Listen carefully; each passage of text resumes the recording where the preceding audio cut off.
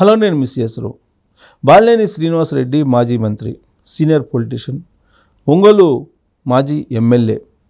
ఆయన అనేకమైనటువంటి ఆరోపణలను ఎదుర్కొంటూ ఉన్నారు. ఆయన మీద ఎంక్వైరీ వేయాలనేది ఇప్పుడు తాజాగా జనవేదిక అనేటువంటి ఒక సంఘం కూడా డిమాండ్ చేస్తుంది. At the same time Ongole నుంచి ఎంపీగా పోటీ చేసి ఓడిపోయినటువంటి చెవిరెడ్డి భాస్కర్ రెడ్డి మీద విచారణ జరపాలి అనేటువంటి ఒక డిమాండ్ కూడా వస్తూ ఉంది. ఈ మొత్తం వ్యవహారాన్ని చూసిన తర్వాత అసలు బాలినేని శ్రీనివాసరెడ్డి ఏం జరుగుతుంది తన వెనుక అనే దాని మీద కొంత దృష్టి సారించారు, ఆలోచిస్తూ ఉన్నారు. వాస్తవంగా తెలుగుదేశం పార్టీ ఆయా నియోజకవర్గాల్లో జరిగినటువంటి అవినీతి మీద అప్పట్లో ఒక బులెటిన్ రిలీజ్ చేశారు. ఒక ఎఫ్ఐఆర్ లాగా ఒకటి రిలీజ్ చేశారు. దాంట్లో బాలినేని శ్రీనివాసరెడ్డి ఎక్కడెక్కడ అవినీతి పాల్పడ్డారు, గ్రానైట్ కంపెనీల దగ్గర నుంచి ఎంత వసూలు చేశారు, వీటన్నిటికి సంబంధించి వివరాలతో కూడినటువంటి ఒక పత్రాన్ని విడుదల చేశారు. ఈ పత్రాన్ని విడుదల చేసిన తర్వాత ఆయన కూడా రెస్పాండ్ అయ్యారు. నిరూపిస్తే శాశ్వతంగా నేను రాజకీయాలకు దూరంగా ఉంటానని ఆయన అప్పట్లో చేసినటువంటి సవాల్. ఆ తర్వాత ఆయన తెలుగుదేశం పార్టీలోకి మారుతారు, జనసేనలో మారుతారు. ఇలాంటి ప్రచారం చాలా జరిగింది. వైఎస్ఆర్ కాంగ్రెస్ పార్టీ అసలు ఆయనకి టికెట్ ఇచ్చేటువంటి పరిస్థితి లేదు అనేది కూడా అప్పట్లో బాగా వినిపించింది. ఎట్టకేలకు చివరి నిమిషంలో ఆయనకి టికెట్ కన్ఫర్మ్ చేశారు. టికెట్ వైఎస్ఆర్ కాంగ్రెస్ పార్టీ నుంచి వచ్చింది కూడా. అయితే జిల్లా బాధ్యతల నుంచి ఆయన తప్పించారు. కేవలం ఒంగోలు వరకే పరిమితం కావాలనేటువంటి కండిషన్ పెట్టి ఆయనకి టికెట్ ఇవ్వడం జరిగింది. ఇచ్చిన తర్వాత ఆయన పోటీ చేశారు అసెంబ్లీకి. మాగుంట శ్రీనివాసరెడ్డికి ఎంపీ టికెట్ ఇస్తేనే పోటీ చేస్తాను అసెంబ్లీకి అని చెప్పి ఒకానొక సందర్భంలో కండిషన్ పెట్టినప్పటికీ జగన్మోహన్ రెడ్డి సస్యమరా అన్నారు. దాంతో మాగుంట శ్రీనివాసరెడ్డి తెలుగుదేశం పార్టీకి షిఫ్ట్ అయిపోయారు. తెలుగుదేశం పార్టీ నుంచి ఎంపీగా పోటీ చేసి గెలుపొందారు. అయితే ఒంగోలు ఎంపీగా వైఎస్ఆర్ కాంగ్రెస్ పార్టీ తరఫు నుంచి చెవిరెడ్డి భాస్కర్ రెడ్డిని తిరుపతి నుంచి తీసుకొచ్చారు ఒంగోలుకి. అసలు ఎందుకు చెవిరెడ్డి భాస్కర్ రెడ్డిని ఒంగోలుకి ఎంపీగా వేయించాడు జగన్మోహన్ రెడ్డి అనే దాని మీద అప్పట్లో చాలా చర్చ జరిగింది. కానీ ఆయన్ని ఒంగోలుకి తీసుకురావడం వెనుక ఒక పెద్ద స్కెచ్ ఉందనేది ఇప్పుడు ఆలస్యంగా వెలుగు చూస్తుంది.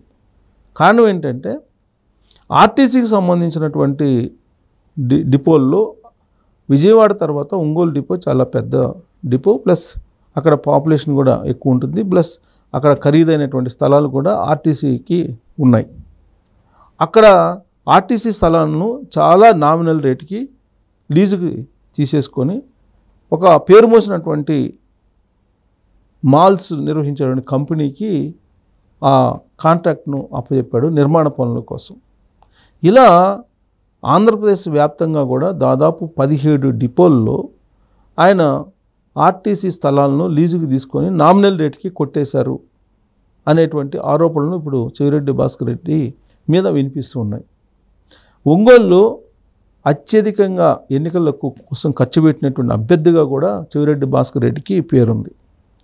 ఆయన ఒంగోలునే ఎంచుకోవడం వెనుక చాలా భారీ స్కెచ్ ఉంది, చాలా భారీ కుట్ర కూడా ఉందని చెప్పి ఇప్పుడు వైఎస్ఆర్ కాంగ్రెస్ పార్టీలో వినిపిస్తుంది. అలాగే తెలుగుదేశం పార్టీలో కూడా ఈ చర్చ నడుస్తుంది. ఆయన ఒంగోలుకు రావడానికి ముందే ఒంగోలులో కబ్జాలకు శ్రీకారం చుట్టారు.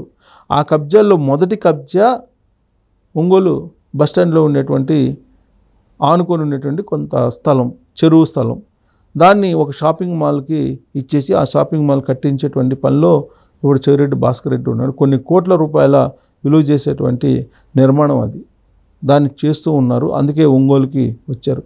పొరపాటున ఒంగోలులో కనుక ఆయన ఎంపీగా గెలిచినట్టయితే ప్రకాశం జిల్లా మొత్తం ఖాళీ స్థలాలు కానీ ఖాళీ పొలాలు కానీ ఏదైతే ఉన్నాయో వాటన్నిటిని కబ్జా చేసి ఉండేవాళ్ళు అనేది ఆయన మీద ఇప్పుడు వినిపిస్తున్నటువంటి మాట. అందుకే జనవేదిక ఇప్పుడు అటు బాలినేని శ్రీనివాసరెడ్డి మీద, ఇటు చెవిరెడ్డి భాస్కర్ రెడ్డి మీద, ఇద్దరి మీద ఎంక్వైరీ చేయాలనేటువంటి ఒక డిమాండ్ అయితే చేస్తూ ఉన్నారు. బాలినేని శ్రీనివాసరెడ్డి సుదీర్ఘమైనటువంటి రాజకీయ అనుభవం గల లీడర్. ఆయన దాదాపు 4 దశాబ్దాలకు పైగా రాజకీయాల్లో ఉన్నారు. ఎక్కడా కూడా ఆయన మీద ఎప్పుడూ కూడా అవినీతిపైన ఆరోపణలు లేవు. కానీ ఈసారి మాత్రం ఆయన మీద అనేక ఆరోపణలు వచ్చాయి. ఎప్పుడు కూడా ఆయన కక్ష తీర్చుకునేటువంటి లీడర్ కాదు. ప్రత్యర్థులకు సైతం నచ్చేటువంటి లీడర్గా బాలినేని శ్రీనివాసరెడ్డి ఒకప్పుడు ఉండేవాళ్ళు.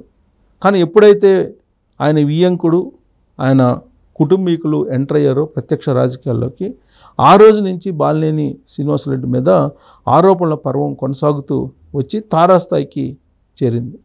ఎన్నికల సందర్భంగా ఒంగోలులో జరిగినటువంటి సంఘటనలు కూడా బాలినేని ఘోరమైనటువంటి ఓటమికి ప్రధాన కారణంగా చెప్పుకోవచ్చు. ఆయన ఇంట్లో ఉన్నటువంటి కుటుంబ సభ్యుల్లో ప్రత్యేకించి ఒక మహిళ రావడం, ఆ మహిళ హల్చల్ చేయటం ఒంగోలు ఓటర్లకి ఏమాత్రం నచ్చలేదు. బాలినేని శ్రీనివాసరెడ్డి ఎప్పుడు కూడా స్మూత్ రాజకీయాలు నడుపుతూ ఉంటాడు. సహాయం చేయకపోయినప్పటికీ కానీ హాని మాత్రం చేయడు అనేటువంటి పేరు అతనికి ఉంది. ఆ పేరుతోటి ఇప్పటివరకు ఆయన గెలుచుకుంటూ వచ్చారు 5 సార్లు. కానీ ఈసారి ఘోరంగా ఓడిపోవడానికి కారణం ఎంత డబ్బు ఖర్చు పెట్టినప్పటికి కూడా ఆయన కుటుంబ సభ్యుల్లో ఉండేటువంటి ఒక మహిళే కారణం అనేది వినిపిస్తుంది. దానికి తోడు చెవిరెడ్డి భాస్కర్ రెడ్డి తోడయ్యారు.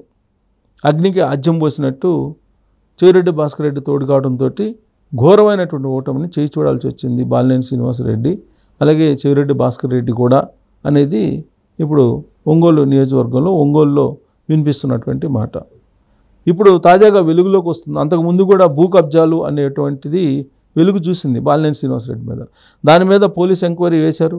ఆ సందర్భంగా పోలీసులు మార్చాలని చెప్పి బాలినేని శ్రీనివాసరెడ్డి జగన్మోహన్ రెడ్డి దగ్గర అప్పట్లో పంచాయతీ కూడా పెట్టారు. ఇవన్నీ కూడా జరిగినాయి. ఎప్పుడు లేని విధంగా ఆయన మీద అనేక భూ కబ్జాల ఆరోపణలు ఈసారి రావడం జరిగింది. మరి అది ఆయనకి తెలిసి జరిగిందా, తెలియ జరిగిందా, ఆయన కుటుంబ సభ్యులు చేసిన దానికి ఆయన అనవసరంగా ఆరోపణలు ఎదుర్కొంటున్నారు అనేది వాళ్ళకే తెలియాలి. కానీ ఎప్పుడూ లేనిది ఆయన ఈసారి నాకు ఇదే చివరి ఎన్నికలు, ఇంకా మళ్ళీ ప్రత్యక్ష ఎన్నికల్లో నేను పార్టిసిపేట్ చేయను, ఈసారికి తనకు ఓటేయనని చెప్పి ఆయన ప్రాధేయపడినప్పటికీ కూడా అక్కడ ఉండేటువంటి ప్రజలు క్షమించలేదు. ఆయన మీద వచ్చినటువంటి ఆరోపణలను నిరూపిస్తూ వ్యతిరేకంగా ఓట్లు వేశారు. దానికి కారణం అన్ని సామాజిక వర్గాలు ఈసారి ఆయన కుటుంబ సభ్యుల కారణంగా ఇబ్బంది పడ్డారు. అందుకే బాలినేని శ్రీనివాసరెడ్డికి వ్యతిరేకంగా ఓటేశారు అనేది వినిపిస్తూ ఉంది. ప్రత్యేకించి చెవిరెడ్డి భాస్కర్ రెడ్డి ఎప్పుడైతే ఒంగోలుకి అడుగుపెట్టారో ఆ రోజు నుంచే బాలినేని శ్రీనివాసరెడ్డికి కౌంట్ డౌన్ స్టార్ట్ అయింది అనేది కూడా వినిపిస్తుంది. చెవిరెడ్డి భాస్కర్ రెడ్డి రాజకీయాలన్నీ కూడా చిత్తూరు తరహా రాజకీయాలు ఒంగోలులో నడిపే ప్రయత్నం చేశారు. కానీ చిత్తూరు ఫార్ములా వేరు, ఒంగోలు ఫార్ములా వేరు. ఒంగోలు ప్రజలు, ఒంగోలు ఓటర్లను ఏ విధంగా మెప్పించాలనేది బాలినేని శ్రీనివాసరెడ్డికి మాత్రమే తెలుసు. కానీ దానికి విరుద్ధంగా చెవిరెడ్డి భాస్కర్ రెడ్డి ఎంటర్ అయ్యి జగన్మోహన్ రెడ్డి ద్వారా హవా నడపాలని చూశారు. దాని ఫలితమే ఘోరమైనటువంటి ఓటమి. సో దీంతో ఇప్పుడు వాళ్ళిద్దరి మీద, చెవిరెడ్డి భాస్కర్ రెడ్డితో పాటు బాలినేని శ్రీనివాసరెడ్డి మీద కూడా ఎంక్వైరీ చేయాలనేటువంటి డిమాండ్ ఇప్పుడు ప్రజా సంఘాల నుంచి వస్తూ ఉంది. మొత్తం రాష్ట్ర వ్యాప్తంగా ప్రధానమైనటువంటి ఆర్టీసీ డిపోల్లో ఉండేటువంటి భూములన్నింటినీ కూడా చెవిరెడ్డి భాస్కర్ రెడ్డి కొల్లగొట్టారు. దాని మీద ఎంక్వైరీ చేసి ఆ లీజులన్నింటినీ రద్దు చేయాలనేటువంటి డిమాండ్ ఇప్పుడు ప్రజా సంఘాలు చేస్తున్నటువంటి క్రమంలో అటు బాలినేని ఇటు చెవిరెడ్డి మీద ఎలాంటి చర్యలు తీసుకోవాలి అనే దాని మీద కామెంట్ రూపంలో